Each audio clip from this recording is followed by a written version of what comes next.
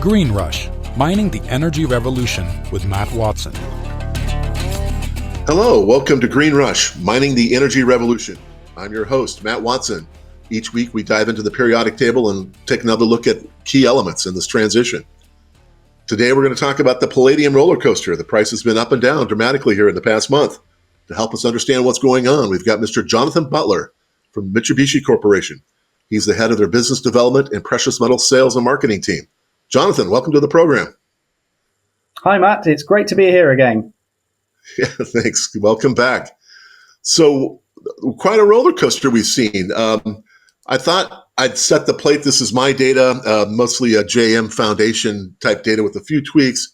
But you look at the long-term trend on palladium, the supply and demand fundamentals, and you can see a market that's grown from nothing into something to support largely auto catalyst markets. A huge amount of palladium in this bottom bucket here is auto catalyst, which are key to emissions control systems in vehicles. We can see the mine volumes and what the trajectory looks like, and we can see what the recycle addition and total supply picture looks like.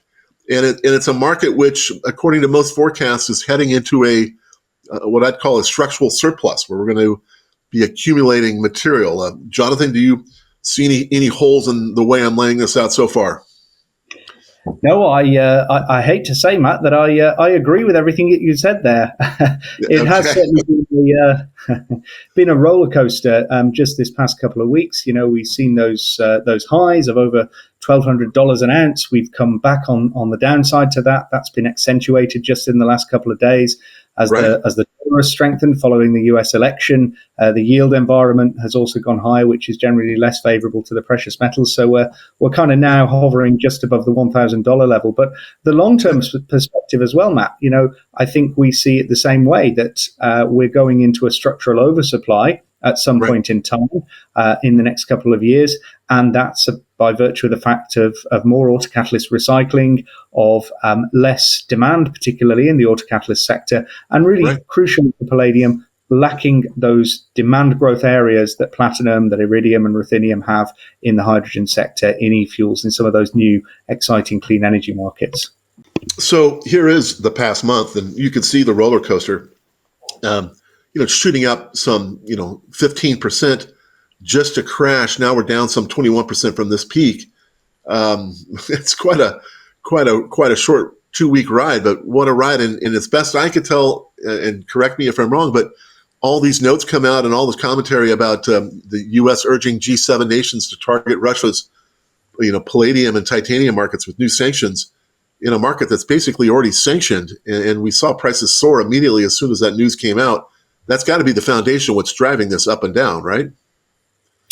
Right. I think it was absolutely that, this speculative activity around further sanctioning of Russian supply. Russia, of course, supplies 40% of the world's palladium. We saw some of this back in early 2022, just after the Russian invasion of Ukraine. We saw palladium hit a series of all-time highs above $3,000 per ounce. But in terms of the actual physical supply, nothing really changed. China, India, a bunch of other places continued to buy Russian palladium, although some of the Western markets either sanctioned domestically, or companies within those countries put their own sanctions in place. It didn't affect the global supply of palladium so much. And that's why we saw that secular downtrend over the past couple of years that really has only started to recover just in the past few weeks, as you say. But if we cast our mind back a little bit further than your chart there to September, you may remember that Sibanye-Stillwater came out and said they were cutting 50% of their underground production in Montana. And the reason for that, of course, was the low prevailing basket price environment. And of course, that has some impact on supply. It's not the biggest producer by far, but it does have some impact on sentiment. And we saw a good deal of short covering related to that on some of the commodity exchanges.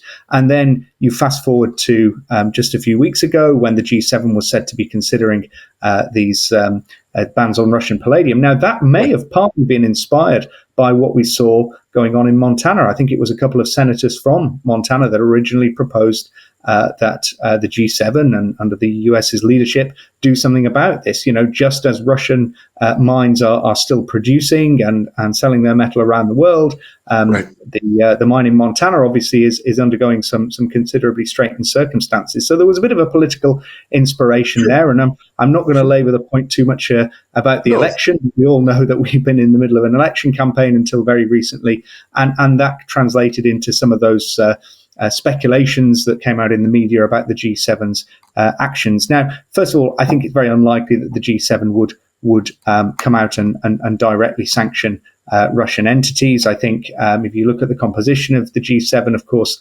the UK and the US tend to be quite anti-Russian at the moment. France and Germany a little bit more ambivalent, you might say. Italy too. So we'll wait and see how that plays out in the coming weeks. But it's unlikely that we see further significant restrictions on Russian mining. But what did happen is it was enough to send the shorts running for cover. We'd seen a very large short position on NYMEX in palladium. That's existed for the last couple of years, but it reached some all-time highs over the summer. We started to see some of those shorts being cut in September and then again in October on this news. And that was really the stimulus for prices to hit these recent highs. The way I look at it, you could go back to the initial, declaration of the sanctions on Norilsk and on the palladium.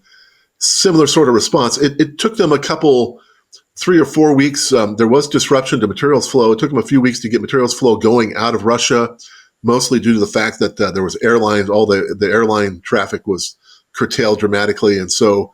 But they found some alternative routes and basically have stabilized since and have had a steady state flow with no constraints on unloading all of their palladium over the years.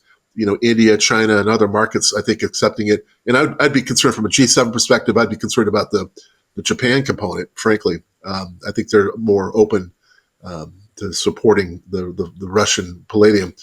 But in any event, it finds its way into the marketplace, and it stabilized in fairly short order when the sanctions came out initially. And here we have another announcement. To me, it's kind of almost like an expected gyration that's not real, right? It's the markets is going to respond, like you said, the shorts are going to occur, and boom, here we go. We're back down to where we started, below, right? So, yeah, it's interesting what you say there, Matt, about the countries that still are taking Russian palladium. Obviously, there are different views politically around the world.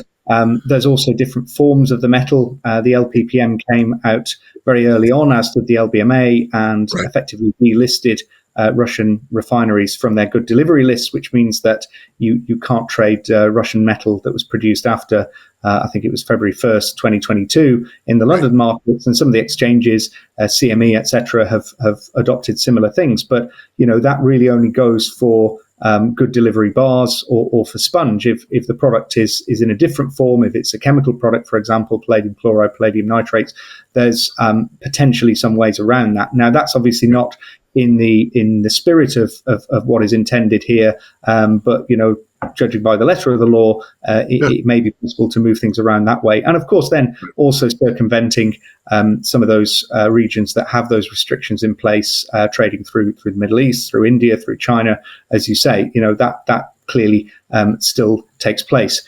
But given that we're speaking just a couple of days after the US election, I guess the question mark is what support militarily, politically, in terms of sentiment, will the new incoming administration give towards Ukraine? Will they be a little bit more pro-Russian in their approach? A lot of speculation out there. The honest answer is no one really knows yet. We're going to have to wait until January the 20th to see anything really concrete in that respect. But it may be that the political winds are blowing in a different direction come 2025. Well, absolutely. And the big question I would have if I'm a PGM guy is going to be more around hybrids and, what's Trump and his administration. You hear that they're going to pull the plug on these BEV mandates. I think it's going to be an easier discussion in the U.S. than in Europe to do that. But I think hybrids are winning the day. Toyota is going to, convert their entire suite of vehicles over to hybrid versions in short order. Hybrids are a very good first step, using much smaller batteries, much smaller use of critical minerals, much more affordable, much more desired by the consumer, and much more cost effective, at least for now. while the EVs and the batteries develop further. I think a strategy of massive hybridization could alter the palladium market, but the U.S. on its own, I don't think there's enough volume there to swing the market. It would take Europe to come along for the ride as well. Right. No, I agree with a lot of what you say there about hybrids. I think they are the best of both worlds in many respects. They don't face quite the same level of material availability challenges that pure BEV does by virtue of the fact that the batteries are just smaller. And you still have the benefit of using 150-year-old technology in the form of ICE, albeit coupled with some very clever emissions control to make the latest generation of vehicles the cleanest ever.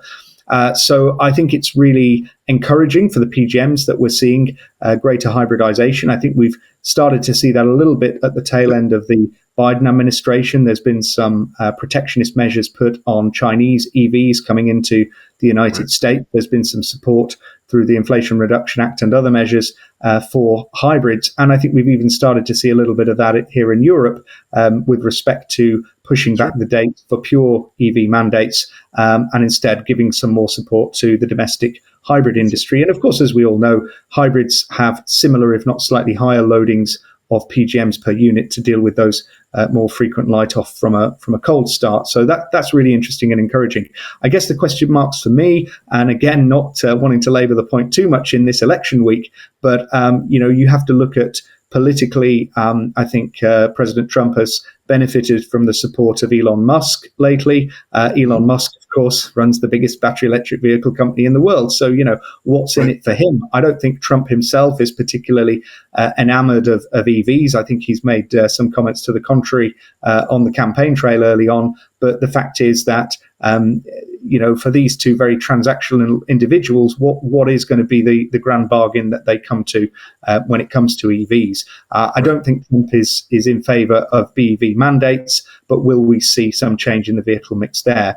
I have to say, it's early days, but there are some other more encouraging aspects, perhaps for PGMs. I think the new president's embracing of the oil and gas industry is potentially quite encouraging from a petroleum refining and a PGM usage in petrochemicals point of view. He's talked about a golden age for American industry, and let's see how that materializes in terms of PGM demand. It's also interesting to see what happens. We're talking about clean energy. What happens on some of the Inflation Reduction Act measures? A lot of those are baked into law for the next several years. And I believe the Biden administration is trying to rush quite a few of those out in its remaining time in office. But what will happen? Will the Inflation Reduction Act be repealed? Will it be replaced by something that is a bit more akin to President Trump's policies? Who knows? The fact is that a lot of Republican states have benefited from some of the Inflation Reduction Act funding. If you look at the distribution of that, so we'll wait and see how that comes to bear on the PGMs. But from where we're standing now, if we have a period of greater economic growth, if we have a period of protectionism that benefits the domestic US industry, then of course that could be positive from a PGM point of view. It could be negative for other parts of the world, of course. It is, after all, a zero-sum game. But there are a couple of other pointers at this point in time, which we're also looking at. Obviously, a lot of the policies of Trump are quite inflationary, particularly the protectionism policies and the immigration policy. I think they would have been quite inflationary under President Harris as well, certainly in terms of the budget deficits and some of the plans for protectionism under candidate Harris's administration. But the fact of the matter is, we're probably going to see higher inflation. We're probably going to see interest rates having to rise at some point in time in 25 or 26. We've already started to see the markets price that in the form of higher yields. The dollar has really rallied this week. That's put some downwards pressure on palladium, back to what we were talking about before in terms of those short-term moves. But I tell you one thing that we haven't really looked at in any great detail yet, Matt, and that is what the conventional emissions control legislation will look like under a second President Trump term. You'll remember that some of the 16 states that follow California's lead in emissions control, they had some legal battles with the first Trump administration. Whether we see a reigniting of that, Whether we see tighter emission standards that are moving the needle a little bit more on PGMs, that all remains to be seen. And one sleeper issue that we haven't really talked about is what's going to happen with China 7. Euro 7, of course, was a bit of a damp squib when it came to PGM demand. It doesn't really move the needle on demand all that much. It's just a kind of slight refining of those existing Euro 6 emissions legislations. But China 7 really is a step change in terms of NOx control, in terms of particulate matter, in terms of some of the other regulated pollutants. And that's going to come in within the next 5 years. That could move the needle on PGM demand. It might alternatively drive more BEV adoption, and clearly that's a market which is already about a third BEV. But I'd say watch out for China 7, because that could be quite interesting from a palladium demand point of view. So Jonathan, if I may, so getting back to these loadings and the AutoCat, post VW Dieselgate, as you know, there was a change in the testing protocol where instead of a static test, it became what's called a real-world test, where for 3 or 4 hours, you take each model type and test it dynamically on the road. And what they find when you test like that is the loadings will increase dramatically. You see transient spikes that you didn't see previously. So really, I think the step function change in loadings was more around Dieselgate than around these incremental progressions and standards from here on out, to say it differently. But with that said, what we saw, and I'm using Anglo-American as a reference here, they're talking about a 17% climb in light-duty gas PGM loadings. On diesel, there it's up only about 10%, but heavy-duty diesel up 60%. So, and that line in the sand seems to have held, including in China. And to your point, the hybrids, like the Toyota Prius and plug-in hybrids, they tend to have higher loadings of PGMs. Why? Because of cold start emission spikes, that if you start your car when at speed, on electric and the battery runs out, you'll get a big transient emission spike needing more PGMs to cover that spike. And so to me, this 17% number is the key. And again, I keep coming back to, you look at the trajectory on car sales, this is what's killing the markets. It's not that we've got over a 17% penetration in EVs. We don't. It's really the fact that over a decade, we're losing about 2 years worth of car sales over the course of a decade of where we should be with vehicle growth. And so I still contend that the reason that the PGMs are in the hole right now, it's all about vehicle sales volume more so than the configuration. The hybridization and the gasoline and diesel component would take care of itself. It's just all these lost sales that are killing us. What say you? I can't disagree with any of that, Matt. I think you're absolutely right. I mean, you look at that trajectory up to 2017, and that actually marks the high water point of light duty vehicle sales in the world. We tend to think of 2020 as being the nadir of vehicle sales, and indeed it was because of COVID. But the 2 years prior to that were also seeing a decline in sales, and those were some structural trends. What was going on in China, what's going on in car ownership, in fewer young people owning vehicles, and all that sort of thing. So we were already in that secular decline even before we had COVID, and then we had the chip shortage, and then we had higher inflation and higher interest rates, which put off a lot of car sales. But you're absolutely right. That 165 million vehicle lost sales, that's near enough 2 years worth of lost sales over that. And I think it's the vehicle price. I think it's the economics of the whole picture, right? That we had the semiconductor crunch, and so there's some component shortages there for a couple of years. But overall, though, I think you look at the price trajectory on vehicles, it's just gone too high, too quick with interest rates in the mode that they are. The cost of ownership is just pushing people away from this market and extending the life of existing vehicles. That's the fundamental market action that's going on there. And so it's good to hear that the OEMs are finally bringing cheaper models to market. They're all taking strides in this fashion, which is great. Yeah, they get great margins on the high-end SUVs, but we need to sell more day in and day out cars to more people to get this market to respond better for us on the PGMs. Would you agree? Totally.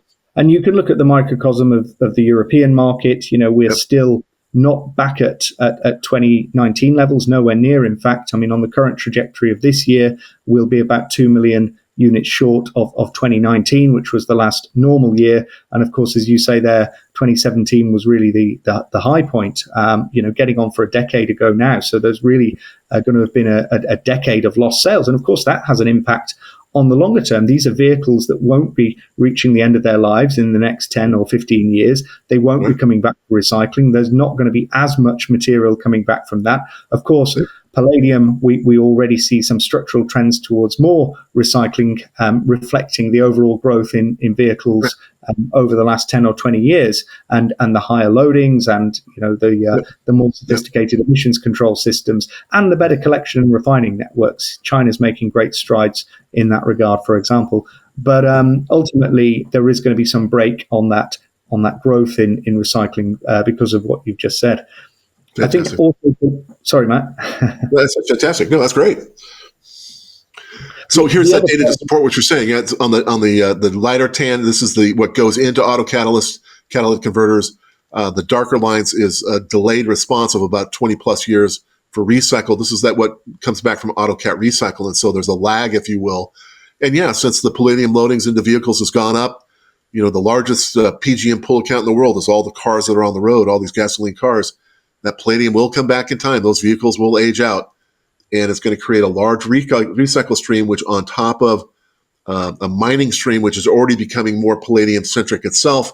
Yeah, this is what's going to lead to this oversupply situation of palladium that we're concerned about long-term, right? Am I missing something? No, you're totally right, and I was just going to pick up on the primary supply situation there, as you show it, Matt. Right. South Africa is essentially declining because of those older, deeper level Western limb mines, which are very expensive to maintain. Right. We know that Anglo are already undergoing a transition as their ownership will change in the future. They may be spun out, they may have a new owner, but certainly they're preparing for a different world. And part of that was stimulated by the BHP bid earlier this year. And BHP made it very clear that they didn't want to own the Anglo parent if they still were in the business of PGM and diamond mining. So they're right-sizing their business for that. And that will probably involve some closures and rationalizations at Amplats sooner or later.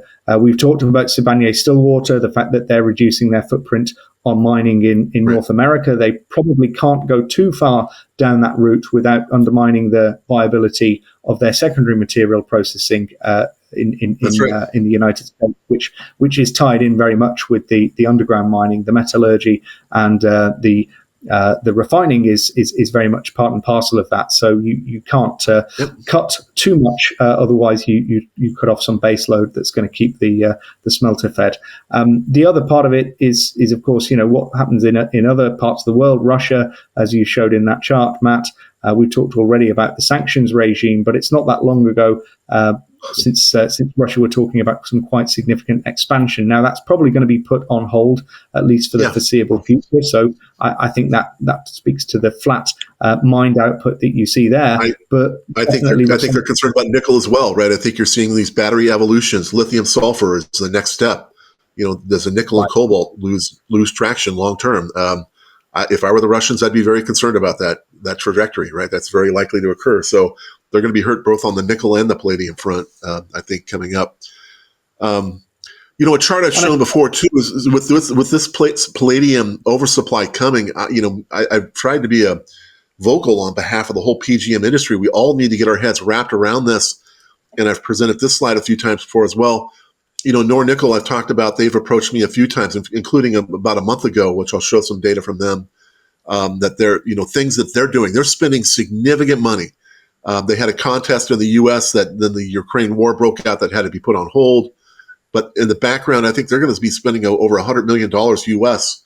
on developing next generation palladium applications. You've got a thing called the Lion Battery Project, which, by the way, will be next week's Green Rush program. We're going to get an update on this Lion Battery Project that uses PGMs as a potential uptake in some of that demand. But when you talk to the Russians, so what are they doing? Well, they've created a whole palladium R&D center. They've got some collaboration going with industries and universities, end users, manufacturers, and different funds. So they're really pretty focused, and they're trying to create up to 120 new products by 2030 using palladium. That's what they view they need to deliver. They're looking at the hydrogen economy. They're looking at, can they develop palladium-iridium combination catalysts that can be used in PEM electrolysis to help out with the hydrogen economy market? Boy, that would be a great play. palladium would be a lot cheaper. That would help lower the cost of those systems. That would, if it would work, that would be fantastic. Palladium's already used in hydrogen separation, and it's already used in liquid organic hydrogen carriers. And they're also playing with palladium catalyst on the fuel cell side as well. I'm not sure how successful they're going to be, but they've got some lead data that look quite encouraging. So it's interesting to hear Norilsk's and the Russians' view on this. And then I thought what was most encouraging is they're looking at all brand new type of applications, including food packaging, which I'm hot on, ethylene scavenging, if you will, to help vegetables and goods, fruits last 3-4 times longer than normal. Electronics, household chemicals, and so forth. So they're really looking at how can we get palladium into new catalyst and new functions in industrial applications. So that's really encouraging to see. Is there anything that strikes you there, Jonathan, that you want to comment on? Well, I think, first of all, Matt, you're absolutely right. With recycling of palladium being the gift that keeps on giving from the autocatalyst sector, we're going to need some new applications, because that combination of potentially lower demand from the automotive and other sectors, together with a lot more recycling from end-of-life vehicles, and the current lack of any new demand kickers, unlike with platinum, which has got hydrogen, it's got e-fuels, it's got electrolysis, fuel cells, all those exciting things that we've talked about previously. Palladium, with a few exceptions, is really lacking in those. Yes, we've got some usage in liquid organic hydrogen carriers. We've got some usage of palladium in some of the gas cleanup, particularly the membrane technology. But, these are not significant demand drivers at present. But there are some very exciting technologies underway, not just from Norilsk, but also from the likes of Johnson Matthey, from Umicore, from BASF, from Heraeus. All of these companies and many more are looking at new applications for these metals, particularly because the expectation is that over time we go into oversupply. That has an impact on the price, and that becomes much cheaper. You only need to look at the way that platinum and palladium interplayed in terms of price and the usage in the autocatalyst industry. You'll remember, Matt, when platinum was the predominant metal used in autocatalysts, and then guess what? Palladium was so much cheaper, it suddenly makes sense to switch into palladium. And then you get a switch going back the other way over the last few years, because, of course, palladium became so expensive relative to platinum, it made sense to put platinum back in. I think we can see that in microcosm in that industry. We can see it played out in a much more significant way in some of these new technology areas, which are still relatively nascent. So some of the areas that you mentioned there absolutely are exciting for palladium. The IPMI, which I'm currently the president of, are doing some great work on new applications for precious metals in clean energy. You know this very well, Matt, because you were our very esteemed chair of our clean energy working group until very recently. And there's some exciting things going on in that respect as well with some of our partners and our members. So I think watch this space. Palladium certainly has some potential new applications. It's just going to be a matter of time until those come to the fore. Before we dive back into our content, I want to take a moment to thank our sponsor, Revival Gold. Stick around for the next 30 seconds to hear what Revival Gold is all about. Revival Gold, ticker RVG on the TSXV and RVLGF on the OTCQX market, is one of the largest pure gold mine developers in the United States. The company is advancing engineering and economic studies on the Mercur Gold Project in Utah and mine permitting preparations and ongoing exploration at the Beartrack-Arnett Gold Project located in Idaho. The company is financed and currently focused on the completion of a preliminary economic study on heap leach gold resources at Mercur and continued exploration along 5 kilometers of underexplored structure at the company's multi-million-ounce orogenic gold system at Beartrack-Arnett. For more information, please visit www.revival-gold.com. Thanks for sticking with us. We really appreciate our sponsors for supporting us and enabling us to bring you this great content. So again, as I talked about, next week, we're going to have a conversation on the use of PGM, specifically palladium and platinum layers on the cathodes of next generation lithium sulfur batteries. And so we'll get into this with a good doctor from the Florida International University that's been leading this effort, which is funded by Platinum Group Metals, and by Anglo American, the world's biggest PGM producer. So I think the markets are expending resources trying to encourage this development. This will be a key project that we'll tackle next week. So I hope you can join us then. Jonathan, meanwhile, we've covered a lot of ground very quickly on a lot of ground on the PGMs. I really appreciate your time today. Any other closing comments and thoughts? No, it's been a great pleasure, Matt, and it's good to reflect on what a wild ride we've had in palladium lately. I think I'd just leave you with a couple of closing observations, and one is that big short position that we saw on NYMEX for the last couple of years, it still remains somewhat elevated, about 1 million ounces of gross short positions. That leads to a net short position, which is considerably down on what it was. It was as high as 1.3 million ounces. It's now at about 163,000 ounces, but it is still net short. So the interesting thing will be, does that go into a net long for the first time since 2022? Do we see that sustained activity on the price and in investor sentiment? The jury's still a little bit out on that. But what I would say is, if we look at physically backed exchange traded funds in palladium, there's been a massive increase in those in the month of October. They were up about 23%, or 178,000 ounces. That takes it to the highest it's been certainly this year, certainly for a couple of years. So in this price rally, has that been the real driver for new investment in ETFs, for new long positions potentially on COMEX? It's probably a little too early to say whether that was something tactical or whether that's something more in response to the price volatility. But those will be the two key areas to watch. But without those, I have to say that we probably are looking at slightly lower prices for palladium in the next year, reflecting that move towards greater oversupply, less demand potentially in the short term, though it will be interesting to see how hybrids play out, and of course recycling coming in over the next few years. But watch this space on new applications, because I think it's quite promising for palladium. Fantastic. That was a great wrap up. Again, thanks to our special guest, Mr. Jonathan Butler from Mitsubishi. Jonathan, thanks again. Everybody join us next week. Don't forget to like and subscribe. Again, this is Matt Watson, your host for Green Rush, Mining the Energy Revolution. Take care. Green Rush, Mining the Energy Revolution with Matt Watson.